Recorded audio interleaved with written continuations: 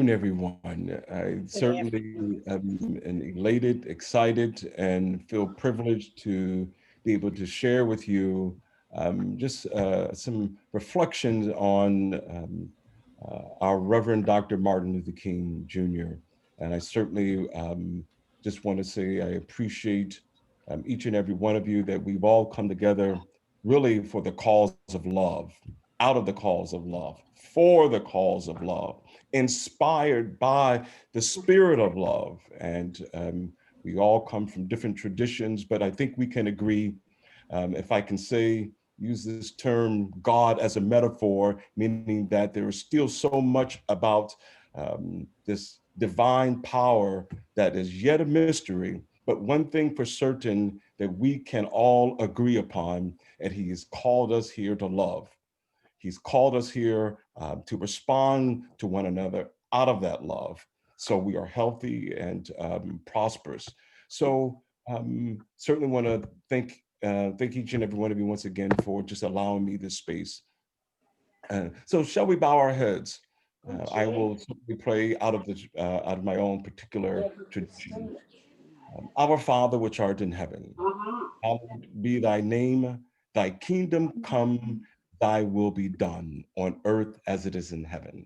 We just thank you and bless you. We lift you up. We magnify you with our hearts, minds, and bodies for the great human tapestry that you have brought before the world. And though we are sometimes not in unity, nevertheless, God, you have created us as one human community. Just give us the spirit of love, give us the spirit of unity so that we can grow and be a healthy world. Thank God, amen. Well, so let us begin. What I am essentially will be doing before I think get to the first response is juxtaposing Dr. Martin Luther King's um, sermon, um, time to keep um, time to keep the silent. I'm almost forgetting the sermon that I'm presenting. But where do we go from here? And time to break the silence.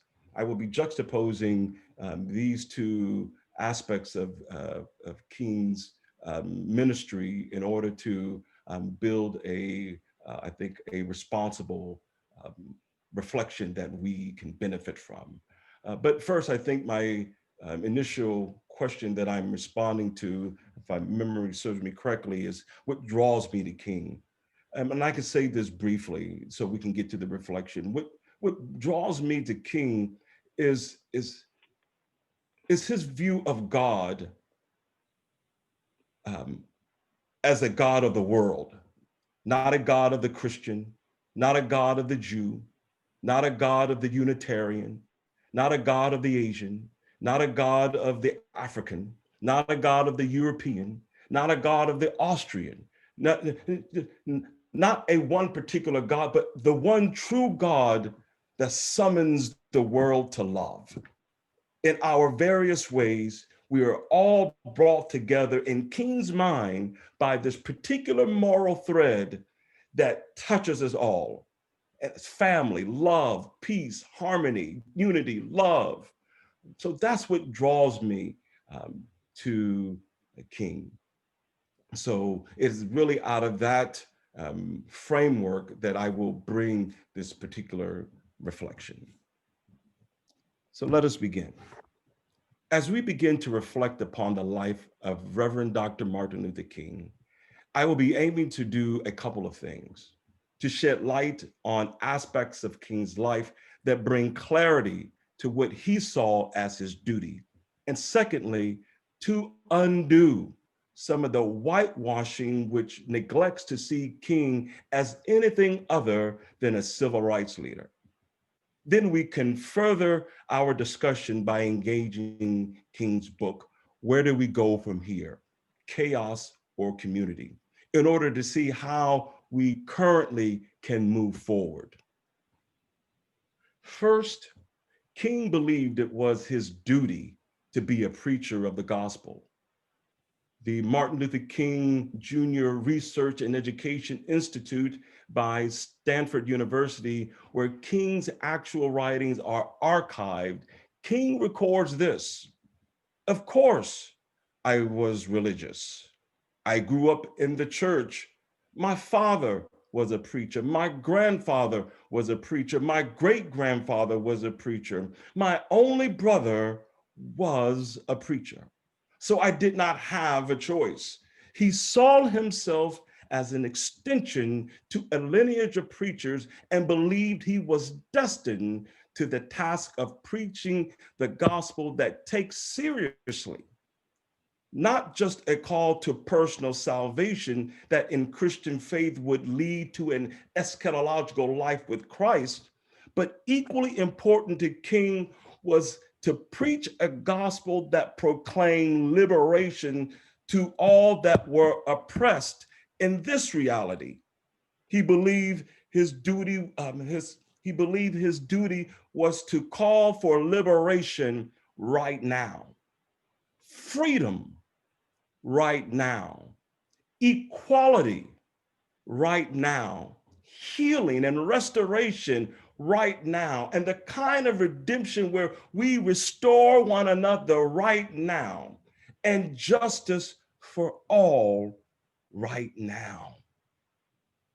The gospel message that Martin Luther King preached is anchored in the Christian sacred text where Jesus says this in Luke, I believe, chapter 4, verses 18 and 19. "The Spirit of the Lord is on me because he has anointed me to proclaim good news to the poor.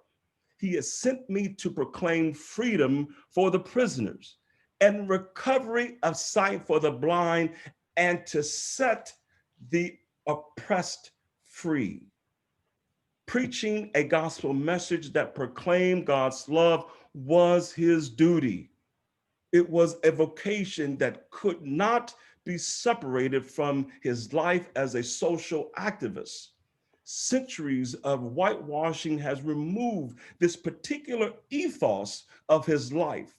I'm wondering how many people understand that his faith as a gospel preacher shaped his politics, shaped his core message as a prophet proclaiming love and peace to all, for all, and as a representative of the church.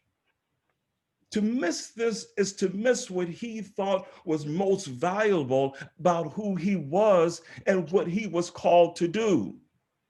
King's faith was King's politics. In his book, Strength to Love, he says this: "When I speak of love, I am not speaking of some sentimental and weak response. I am speaking of that force which all of the great religions have seen as the supreme unifying principle of love. Love is somehow the key that unlocks the door which leads to ultimate reality.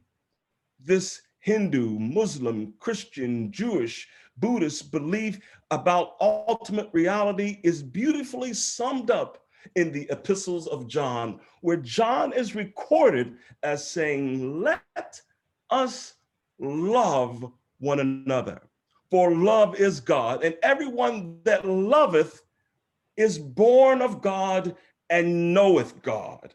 So it's not just social activism that is driving King. It was who he believed himself to be as a man of God. Let me repeat this: as a man of God who represents the voice of the church, because for King, it is through the church God reveals himself to the world and teaches us about how we ought to be in love with one another. So let us lift King out of the civil rights leadership box and identify him as a preacher, because that is who he claimed to be. I do not believe at all his call was to be a civil rights leader, though he was chosen by his peers to lead this movement while pastoring the Dexter Avenue Baptist Church. I believe his role as a civil rights leader was a vehicle that provided a platform to do what he believed God ultimately called him to do. King reveals to us the nature and character of his calling in his sermon, Beyond Vietnam, Time to Break the Silence, where he fully unravels the underpinning of his theology that empowers his faith. And this is where we can fully pull King out of this civil rights box that we for centuries have coffined him in. During the first few minutes of his sermon, he tells us that those close to him had been questioning why he is now criticizing Lyndon B. Johnson's aggression in Vietnam.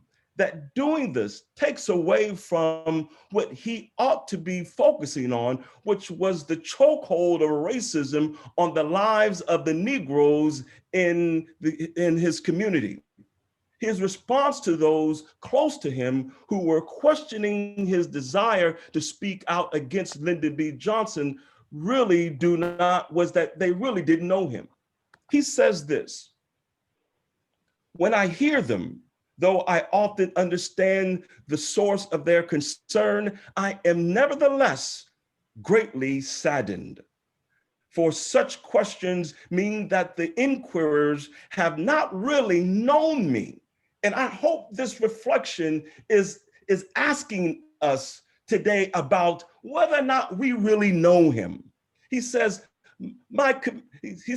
whether or not we really know him and his commitment and his call to be a voice for God. He further states, since I am a preacher, here we go. Since I am a preacher, I suppose it is not surprising that I have 7 major reasons for bringing Vietnam into the field of my moral vision.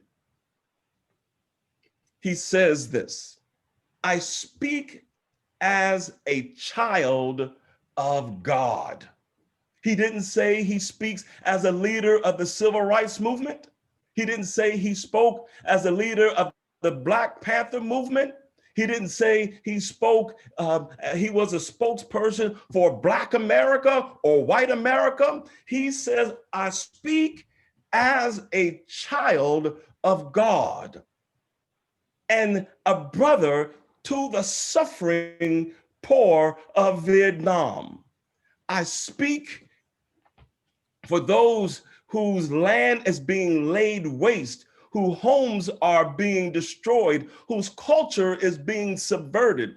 I speak for the poor of America who are paying double price of having their hopes smashed at home and death and corruption in Vietnam. I speak as a citizen of the world, for the world as it stands aghast at the path we have taken. I speak as an American to the leaders of my own nation. This announcement drew critics from out of his camp and from white America. He wasn't speaking for Black America. He wasn't speaking for white America. He wasn't speaking for a nationality. He wasn't speaking for any ethnicity. He was purely speaking out of the same cause as Jesus Christ, in that for him, he was speaking for the oppressed. He was speaking for the broken. He was speaking for those who had been maligned. He was speaking for those who had undergone years and centuries of abuse. So you could not and would not, he would not allow himself to be cocooned into a gentleman as a man of God that was just speaking for one person or for one unit or for one committee or for one community. He spoke as a man of God who came to bring and reflect love throughout the world. Am I getting a little bit excited? I hope you are too. I hope you are too. So let's move on. America needs to be honest about its feelings towards King. And let me even back up. Yeah. A year after he preaches this sermon, which to me was the revelation of who he was assassinated 1 year to the day of that sermon. And according to Tavis Smiley, in The Death of a King, he was really in his last 2 years rendered virtually irrelevant. During the last year, the couple of years, partly and due to this speech, he was hated. So let's move forward. America needs to be honest about its feelings toward King. As much as we toss King's quotes and sermons around, we really do not want to deal with the essence of who King was. But since we have whitewashed and watered him down, America can now tolerate him and use his quotes even at a white supremacist rally, because he was not afraid to speak the truth, according to Smithsonian Magazine. Check this out now. The Martin Luther King we celebrate right now, according to history, according to the Smithsonian Magazine, 75% of America hated King by the time he was assassinated, approximately 1 year after preaching that sermon. 75%. The truth is, the majority of America hated King then, and America would hate King right now. America assassinated King during the 60s, and they would assassinate him today. If not by a bullet, they would assassinate his character. They would assassinate his preaching. They would assassinate his spirit of social justice. They would render Martin Luther King socially, politically, spiritually, economically irrelevant. America would do that to him. I didn't get into this, and I just don't have time, but even in this speech, he saw America as the most evilest place in the world.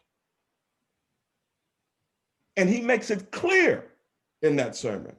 So we get the backlash. And this backlash even continues after his death. But now I hope we have completely removed Reverend Dr. Martin Luther King Jr. from this whitewashed and watered down civil rights activist coffin that we have put him in, and properly restore his character as a pastor, as a preacher, as a prophet who was a voice for the church of God. And it is terrible that we have gotten so comfortable that we hardly understand him within the context of the church. If you miss that about his life, you will never be able to fully understand who he was and what he believed his call was. Today, I've lifted up this particular sermon in order to juxtapose it with this book to help us clearly see who he was as a preacher, as a pastor, as a prophet who believed his task was to minister to a racist system in order to critique, to nurture, to nourish and evoke an awareness of a pernicious evil that would erode America's consciousness into chaos if we did not change our course of action. So he's asking us, my brothers, he's asking us, my sisters, where do we go from here? Do we want chaos or do we want community? King asked this question in 1967, and he is asking us right now, where do we go from here?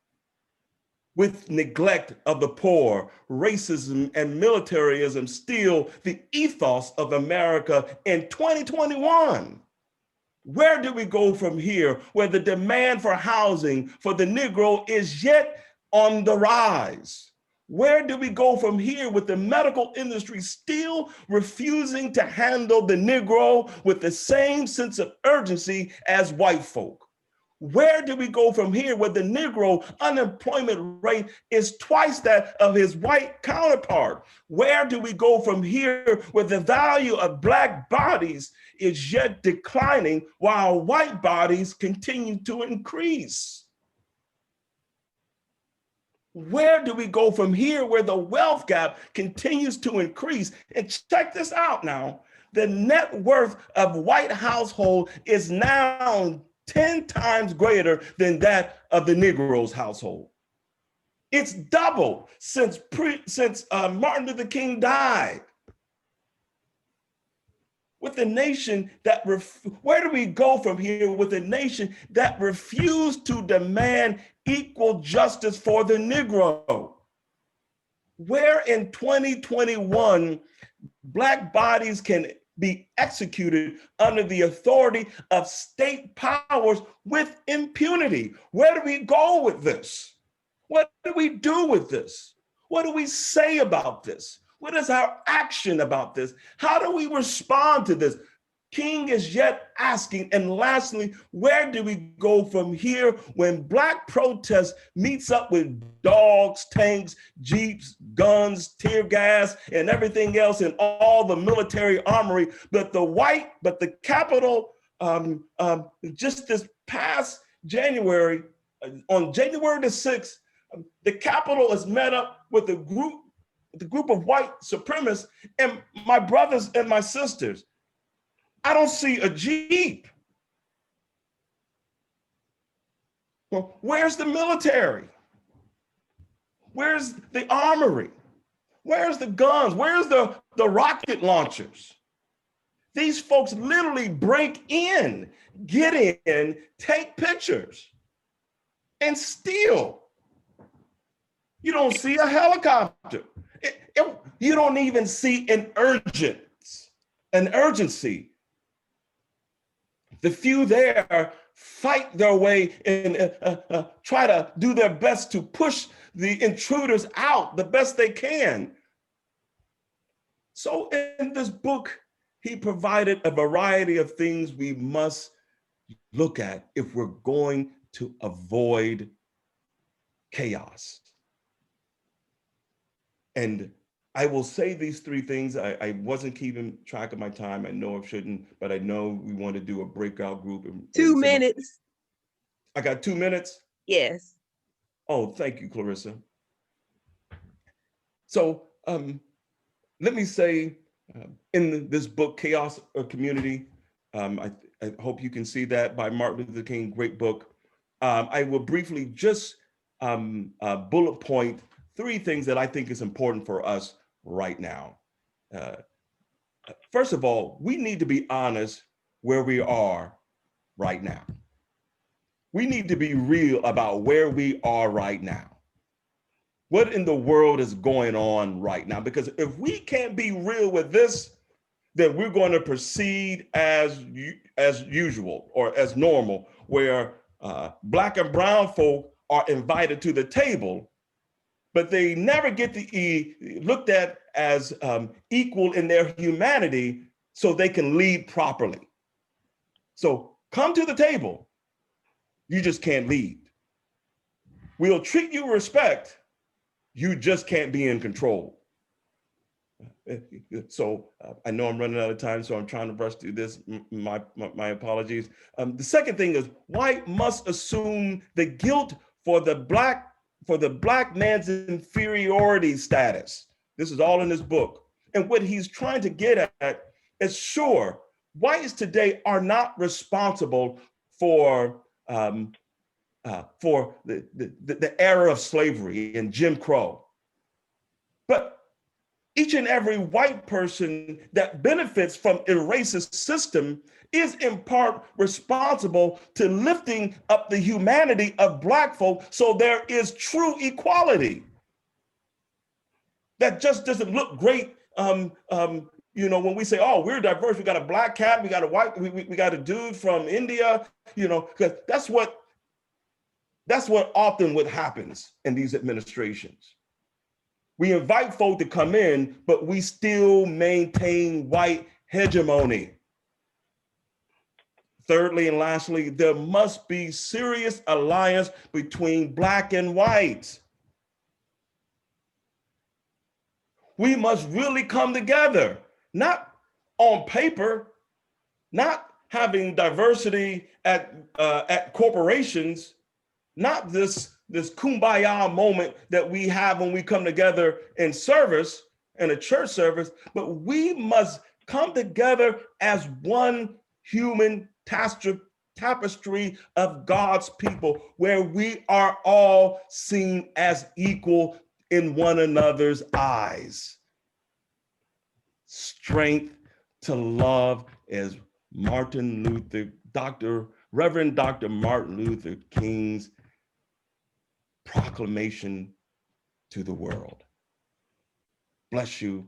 Love each and every one of you. I thank you so much for this opportunity. And I hope I have not been so excited that you have not caught me, have not been able to catch some of the things that I was saying, but this is just the spirit of preaching.